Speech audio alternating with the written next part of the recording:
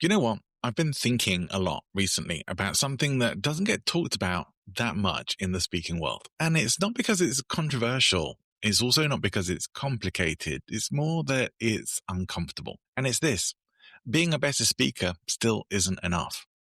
Now, before you panic, I'm not saying skill doesn't matter. Of course it does. But I've worked with enough genuinely talented speakers over the years to know this. Most people aren't stuck because they're bad at speaking. They're stuck because they're trying to grow a speaking career without treating speaking like a business. Now, this isn't the first time I've talked about this, but the difference between just getting up and speaking and having a speaking business is very different. They're worlds apart. The part that people quietly avoid is this. A lot of speakers believe that their job is to be more engaging, more stories, more energy, more polish. And look, none of that's wrong, but it is incomplete. What actually holds people back from better bookings and better fees usually isn't performance at all.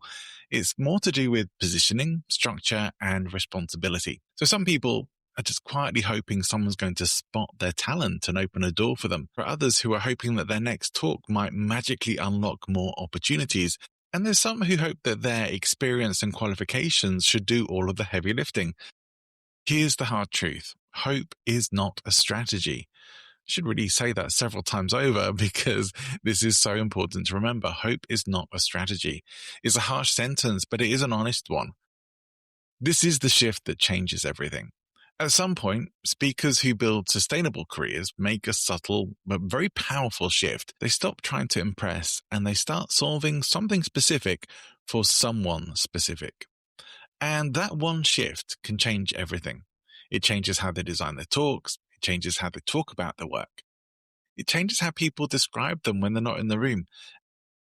And it often leads to a question most people would rather avoid.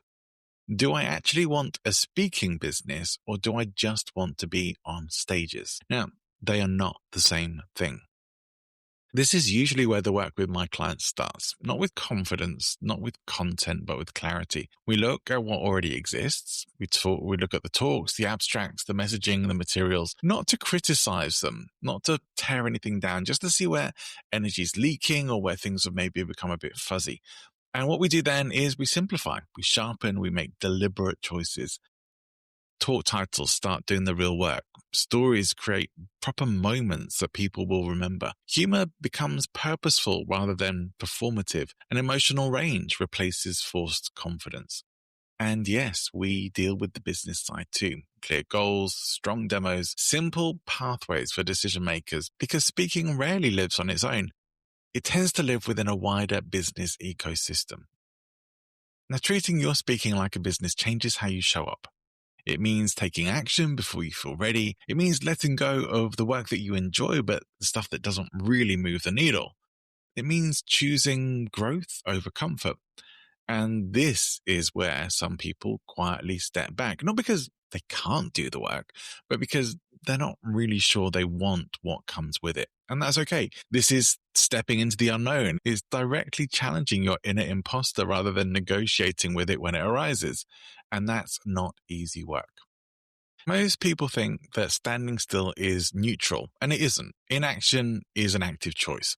Staying where you are often means repeating or continuing in work that no longer stretches or fulfills you.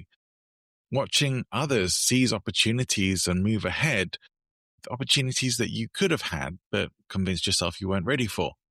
And continually doubting yourself, doubting your own ability or potential, and really wondering whether you ever really can have the kind of speaking business that you would really like to have. Now, that erosion is subtle and it compounds, and eventually it weighs more than the risk of change. So when things click, something interesting happens. People stop chasing attention and start earning trust. Referrals start to feel natural instead of forced. Rebookings stop being a surprise. And most importantly, people stop performing confidence and start inhabiting it. Not louder, just clearer.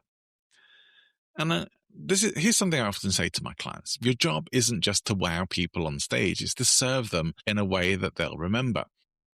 When that lands, progress can stop feeling random and become predictable. So if you've been thinking like this and you've been thinking, oh, I know I'm capable of more than this, or I don't know why I'm not getting more traction, more bookings, I don't want to keep chasing after work, you might be standing at a quiet turning point.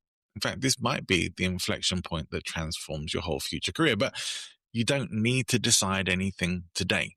But if you do want to talk things through, I'm always open to a thoughtful conversation, and you can message me. You can reach out if that feels useful. You can find all my contact information in the show notes. You can send me a direct message on LinkedIn, or you can shoot me an email, john@presentinfluence.com.